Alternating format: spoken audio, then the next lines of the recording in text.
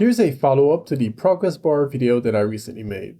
In this one, we'll be learning how we can make a circular progress bar, and as a bonus, I'll let you know how you can create this counting text in the middle here.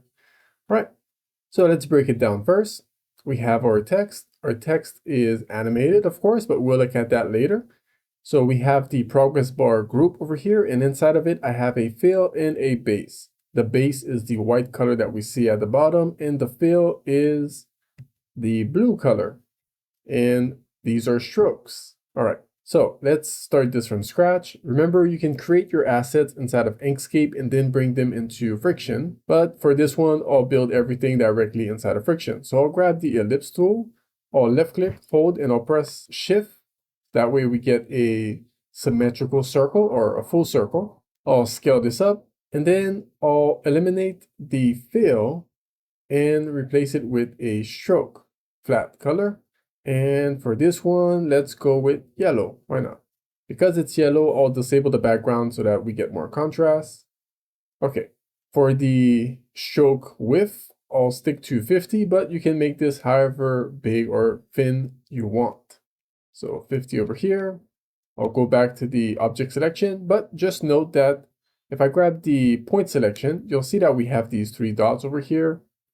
And this is because this is an object. This is an object and not a path.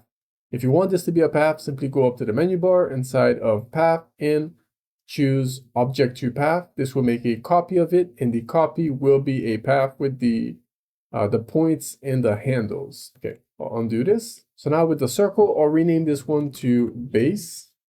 I'll press Ctrl D to duplicate it, and I'll rename this top one to fill. I'll change the base to a darker gray color. Okay. I'll hold down Shift, grab both of them, press Ctrl G to group it, and I'll rename this to Progress Bar 1. All right. So the next thing to do, I'll switch over to the object select. I'll right click on the fill, go down to actions, and look for outline base effects. And in there, we're going to add a subpath. So if we expand the fill, we have outline base effects, expand the subpath, and now you can control the progress of it using both the min length and the max length. And then the offset allows you to offset the difference. All right, now all depending on how you want to create your animation, you'll animate this differently.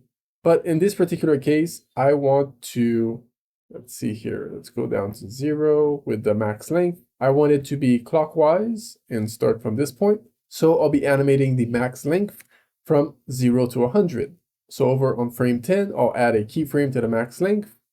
I'll go all the way to frame 120, and I'll change the value to 100.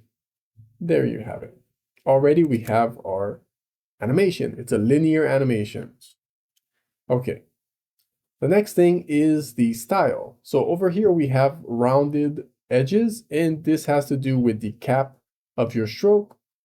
So if you want it to be flat, go for flat, don't go for square. If you go for square, if I zoom in here, you'll see that we get this little offset here. But if you switch to flat, it will fit in perfectly.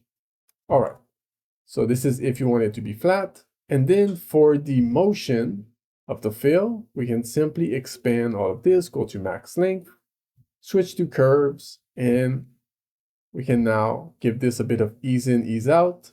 Left click, hold, press X, drag it out. Left click, hold, press X, drag it out. Play back. We get some easing. And you could also add a keyframe in the middle here, for example. Adjust the curve. And now if we play back, we're going to get a pause somewhat, and it continues. That way you have more control over your animation. And on the same note of strokes, inside of the outline-based effects, you can right-click, you can go to Add Effects, and you have a dash. So let's turn off the subpath for now. Inside of the dash is how you can essentially create dashes for your strokes. So over here, we could give it around the same size and distance. And this would work with the subpath as well. And this is how you can add dashes to your strokes, for those of you who have not yet seen my retro ping pong animation video. All right, now for the text, well, essentially you expand the text, you go over to text inside of text here, and you can add a keyframe. So if I go back to the nodes here, inside of text, you see I have a keyframe over here and it's set to 0, and then move forward a bit and simply change the number since you've already created a first keyframe, and it's going to update automatically. Right now we can't really see it because of the background, so let's go back to this one. You can also center the circle. Let me go ahead and do that. All right, so back to the text.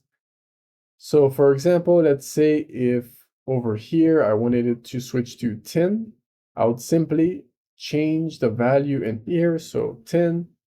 It creates a new keyframe, and now it's going to change to that number when it reaches the keyframe.